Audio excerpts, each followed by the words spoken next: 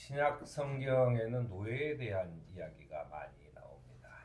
우리는 영화나 이런 데를 보거나 아니면 그 유럽이나 미국으로 끌려간 흑인 노예들이 우리 머릿속에 있기 때문에 우리가 노예라고 하면 고된 노동을 하면서 채찍에 맞고 만약에 그 일을 하다 죽어도 그냥 아무데나 내버려두고 뭐 이런 그 인간이 아니라 가축으로 취급받던 그런 시절을 떠올립니다. 하지만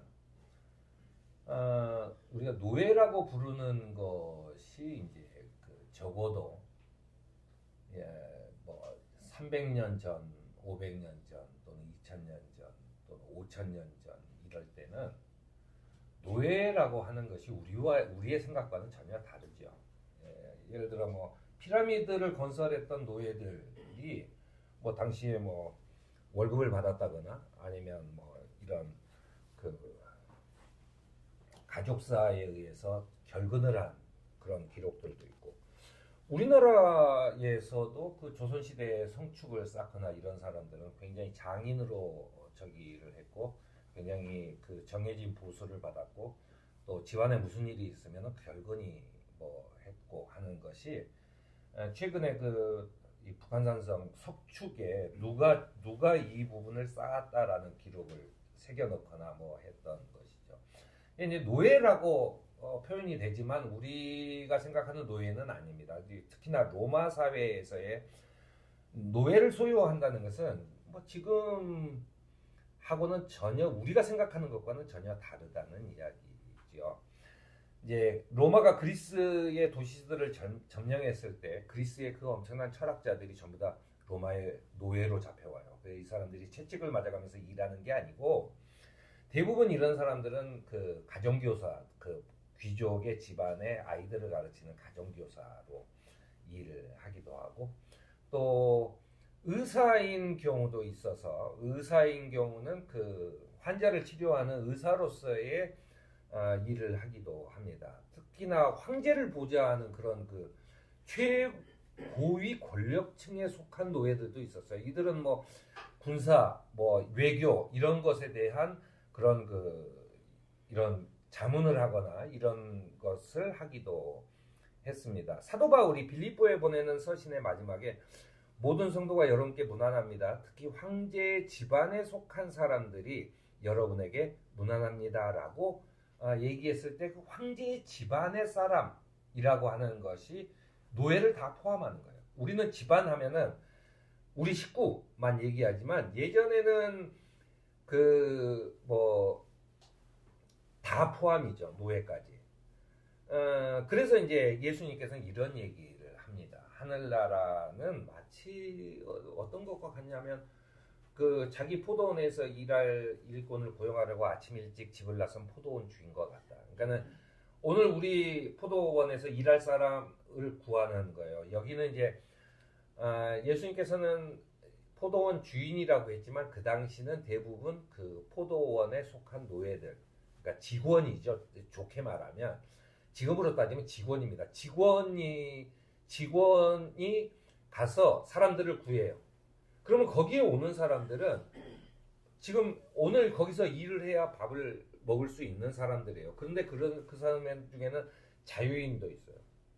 그러니까는 이걸 잘 살펴보면 한 집안의 노예가 자유인을 고용하는 거예요. 너 우리 그 포도원에 와서 일해.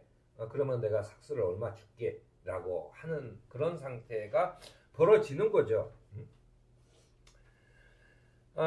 이런 그 노예라고 하는 노예가 그다지 나 어디 노예야? 라고 하는데 아유 불쌍해 이런 그 우리의 문화하고는 좀 다르다는 이야기를 하는 거죠. 그래서 노예라고 하는 것은 당시에는 그 어떤 그 지위 쟤는 노예구나, 하층 계급이구나, 쟤는 귀족이거나 뭐 이런 그 지위라기보다는 누구에게 속해 있는가라고 하는 게 그 저기요. 왕은 자기 백성들이 다 자기 노예예요.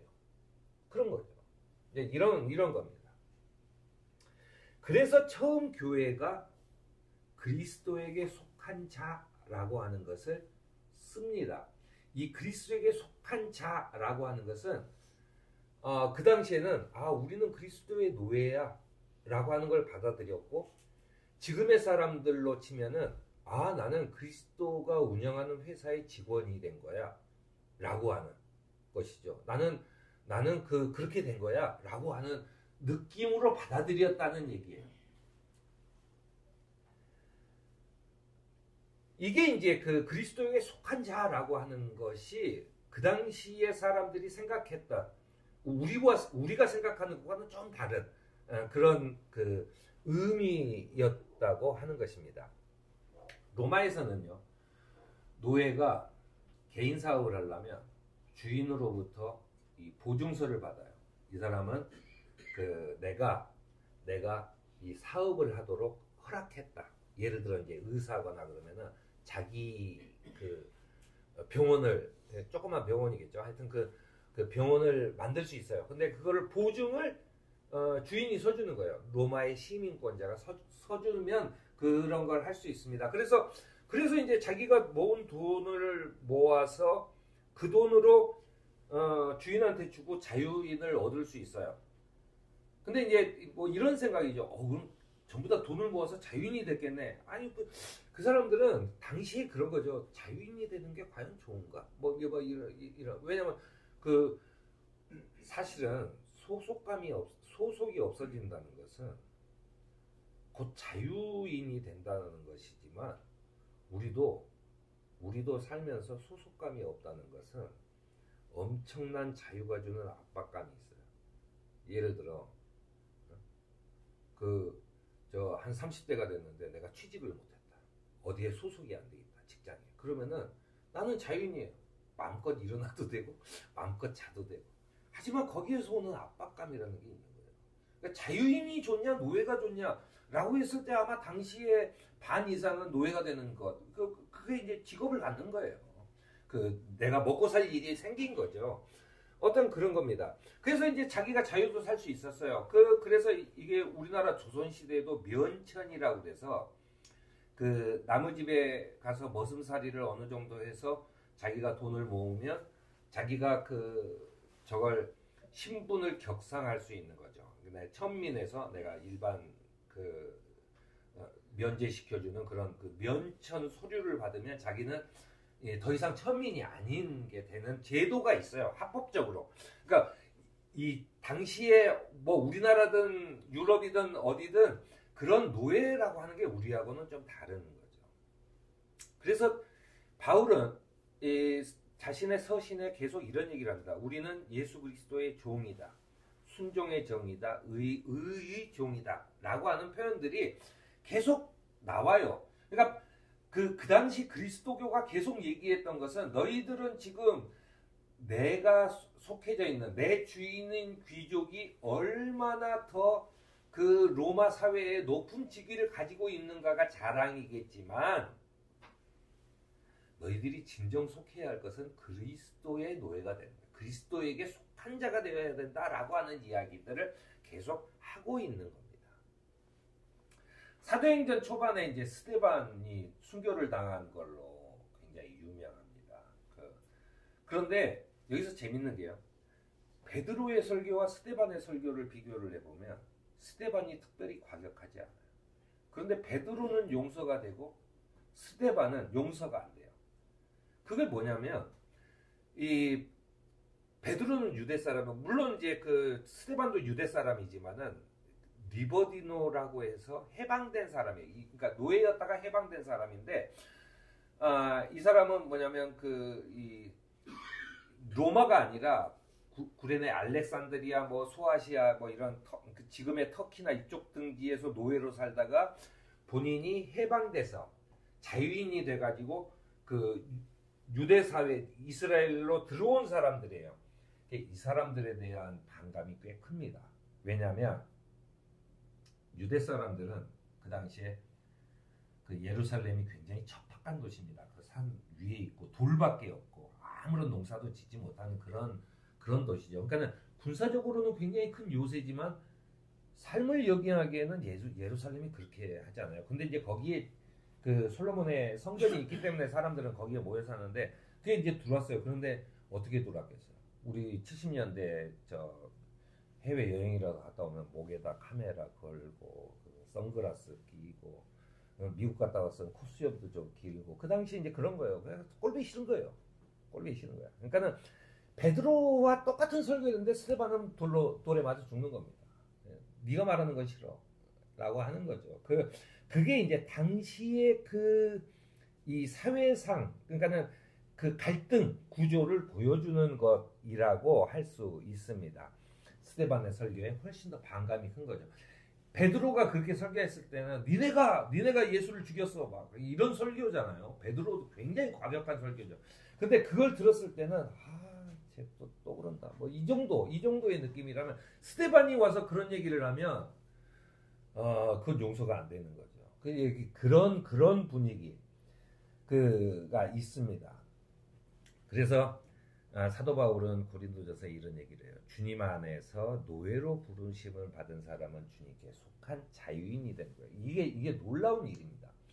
그러니까 주님께 속한 사람은 자유인이 되는 거고 일반 이 사회에 속한 사람들은 그 노예예요. 사회에서 자유인이 되는 그것은 고생길에 들어서는 거예요. 그런데 주님에게 속한 자, 주님의 노예가 되면 나는 사실은 자유를 얻을 수 있다는 얘기입니다. 바울과 처음 교회의 교인들은 뭐 노예제를 철폐한다거나 무슨 뭐 노예제를 넘어서는 그런 사회를 꿈꾸지 않았어요. 왜냐하면 노예제라는 것은 18세기, 19세기의 그 혹독한 정말 사람들이 갈수록 간악해지는 거죠. 그럴 때에 그 미국 그 농장에서 일하는 흑인 노예나 그런 노예들이 유럽에서 일하는 그 팔려간 노예나 이런 사람들이 진짜 인간의 기본적인 대우도 못 받고 가축 취급을 받았다는 거에서 이제 노예제 해방이 나왔지만 사실은 로마 사회나 조선에서도 노예제를 철폐해야 된다라고 하는 얘기를 별로 필요를 못 느꼈어요. 그게 뭐 특별히 나쁜 제도라고 할 수 없는 거죠. 근데 복음에 충실하게 살고자 했을 때 하느님 나라는 노예제와는 어울리지 않는 것에는 공감한 게 확실합니다.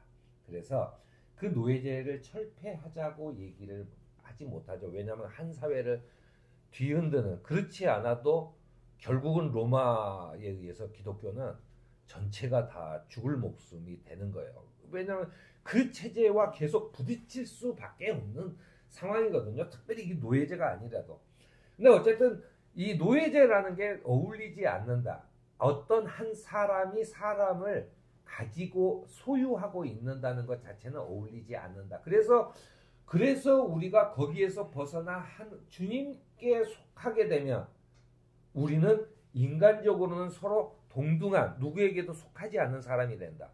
그래서 교회 안에서는 그 사람이 자유인이건 노예건 아무 관계없이 똑같은 형제 자매로 대했다는 것입니다. 우리가 세상에서 그리스도와 또 그를 따르는 성도들과의 관계를 이 세상과는 다르게 새롭게 관계를 회복하는 것, 바로 그것이 신앙의 첫 번째인 것을 깨닫고 그 신앙을 가지고 살아가는 저와 여러분이 되기를 바랍니다.